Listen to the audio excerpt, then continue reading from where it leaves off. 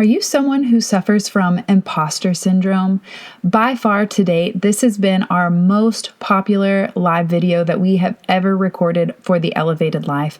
And in this episode, we're going to share our tips and tricks on how to stop the feeling of unworthiness and really step into that next level of growth and leadership. Because when you're transitioning outside your comfort zone, you can feel like an imposter. And in this episode, we're going to show you how to stop those feelings today. Hey, we're Britt and Chris Carmichael, and you're listening to the Elevated Life podcast. Throughout the 13 years we've been together, we've never ceased in our endless quest to better ourselves. We've studied top experts, philosophers, and gurus. After years of personal self-experimentation, we found the tools for shifting your beliefs, moving through fears, and developing a positive mindset. If you're ready for a breakthrough, then you're in the right place, because we're here to empower you to take control of your life with simple mindset shifts that create radical transformation. We'll be diving into topics like personal growth, health, philosophy, spirituality, relationships, success, and mindfulness. So create some space for yourself and get comfy. It's time to become the badass you were born to be.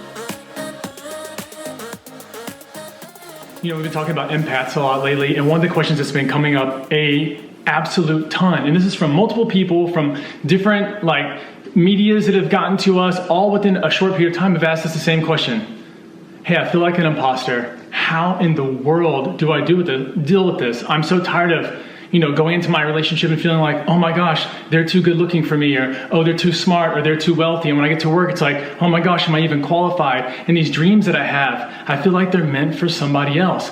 I know they're for me, but in my head, I keep telling myself that they're meant for someone else. How in the world do I deal with that? If you're just tuning in, I'm Britt, and this is Chris Carmichael, and together we have founded the Elevated Life, where we teach you these simple mindset shifts to create radical transformation in your life. And in this month, in the Elevated Life Membership Club, we taught how to become a badass empath. And this is the topic that came up. What if I feel like an imposter? How do I combat that? What do I do? And the truth is, when you're feeling like an imposter, it's typically because you're up-leveling or elevating and changing and leaving behind the old past version of yourself. Yeah, and so you have to realize that not only are you going through this, but so many other people are. This wasn't really discovered and talked about, imposter syndrome, until the 70s. 2 women actually discovered this and figured out that so many women who were entering the workplace, who had spent a lot of time being stay-at-home moms, were going, what is going on here, and how am I the right person for this? Well, in the 90s, they figured out not only was it affecting women, but it was affecting men as well. And you also see this huge at the highest levels of achievement. When you see the celebrities, when you see the sports stars, especially people who rose to fame very quickly, who suddenly hit that viral video on YouTube or something like that, and now everybody follows them, they have that feeling of I'm scared now.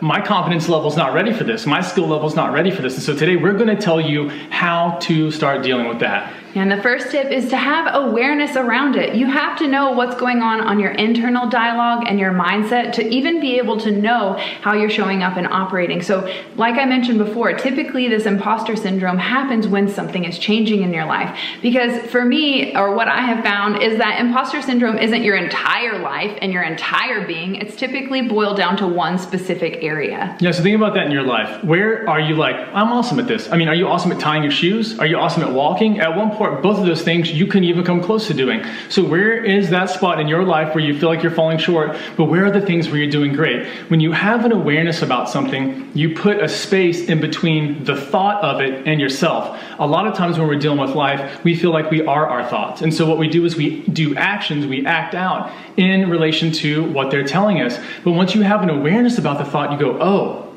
I'm thinking this. Other people are thinking this also, and it's not true. So you start to put some distance in, some gap. And once you have that gap there, the thought becomes available to be changed. So take a moment to tune in and see, are there any areas where you feel like you might be an imposter? As Chris said, a lot of the high-level CEOs, celebrities, and perfectionists end up finding themselves in this position. And they're always having this thought inside their head, what if someone finds out? Well, the truth is if you're doing anything less than being your authentic self, you're being an imposter already.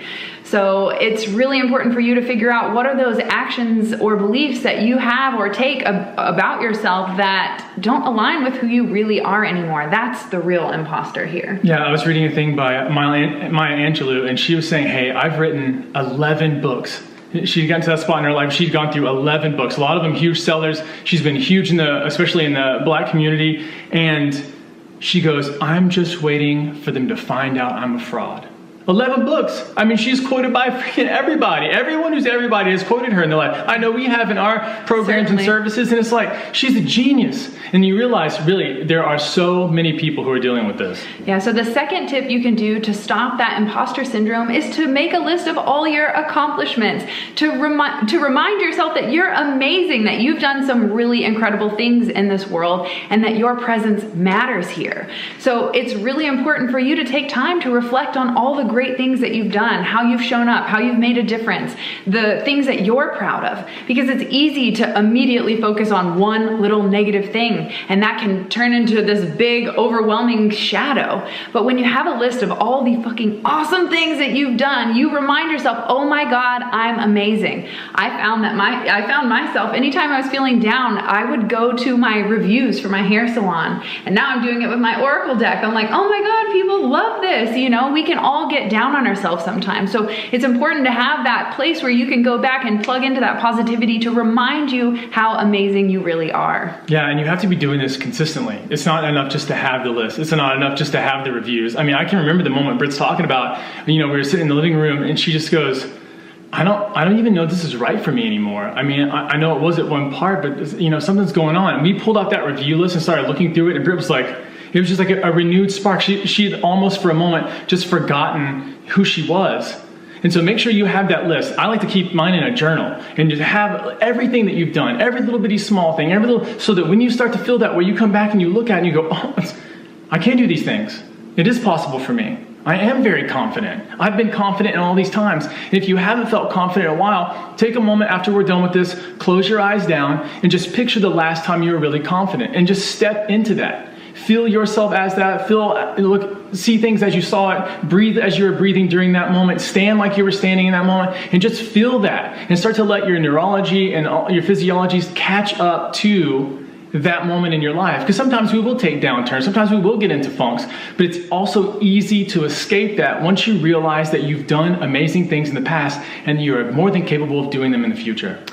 So imposter syndrome typically boils down to the fear of rejection, fear of being judged by other people. And that's typically when you're showing up and offering your gifts or your service to the world. So our third tip is to stop focusing on you and make it all about adding value to who you're serving. That takes the pressure off of you because it's not about you. It's about delivering the space, the service, the talent, the skill, the love, the creativity, or whatever it is you have to offer to that person in the moment. You make it about them and you stop shining the light on you. Yeah, I noticed when we first started doing live videos, we first started being on film, it's weird. And if anyone who's ever gone through this, it's strange in the beginning. It's strange because in the beginning, you're only focused on what you're doing. Where are your hands? Where are you looking? What's going on? And then because your mind is so, oh my gosh, yes, Ricky Bobby.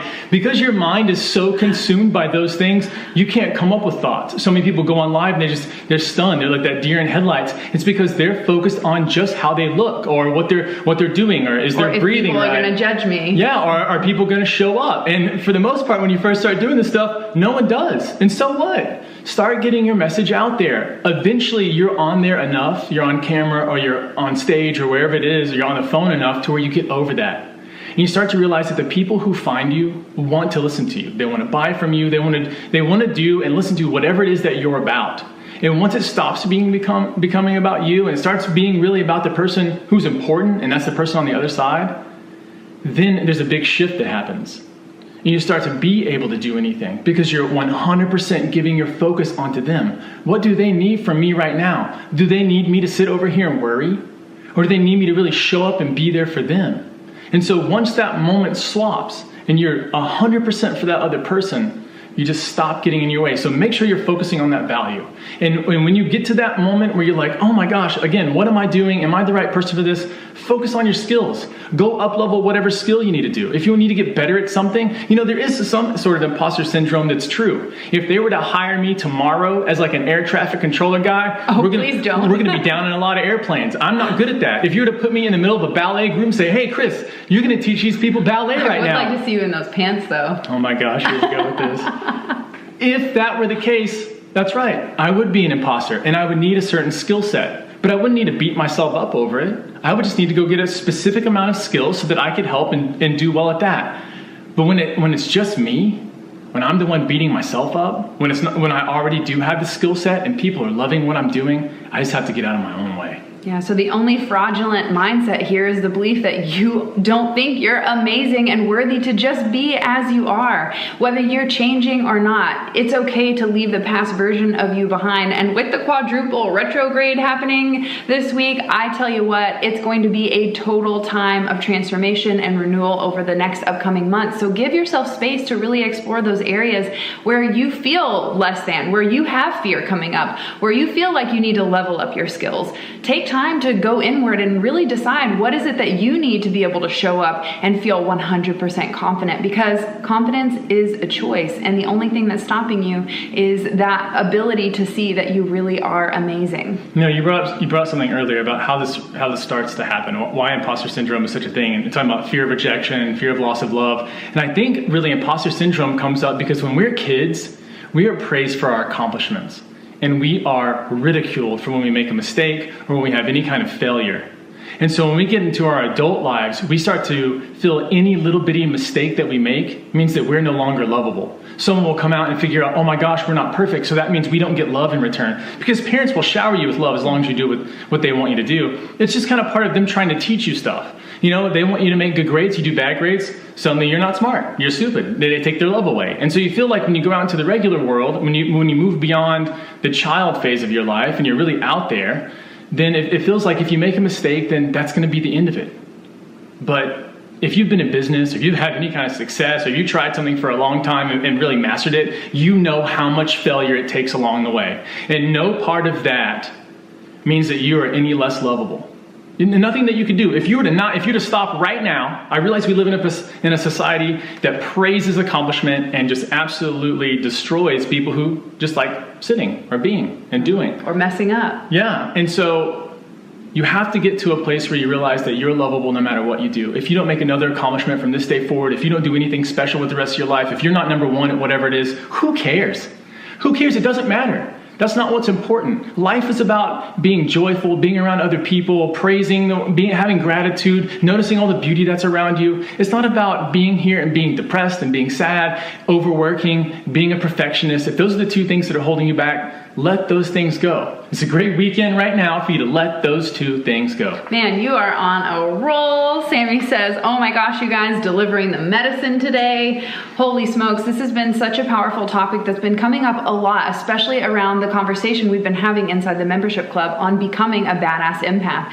Because if you've been a doormat and no boundaries at all, and you start to put those in place and have those consequences, people are going to start to communicate back, question, start to dig their claws into you because you're reclaiming your power and taking it away, especially if you're in a toxic narcissistic relationship. The more you set those boundaries and the more you reclaim your power, the more they're going to throw those punches. So you have to become a fucking badass to deal with the kind of toxic people that we end up attracting into our life until we learn how to set those boundaries. Yeah, so take a look at those few steps right there. Yep. Ditch the overworking, stop the perfectionism, create incredible boundaries, and stick to them.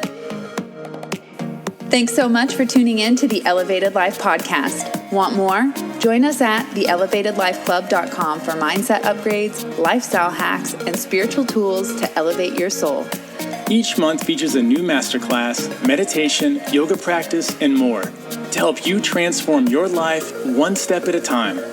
Come join the 7 or Above Club.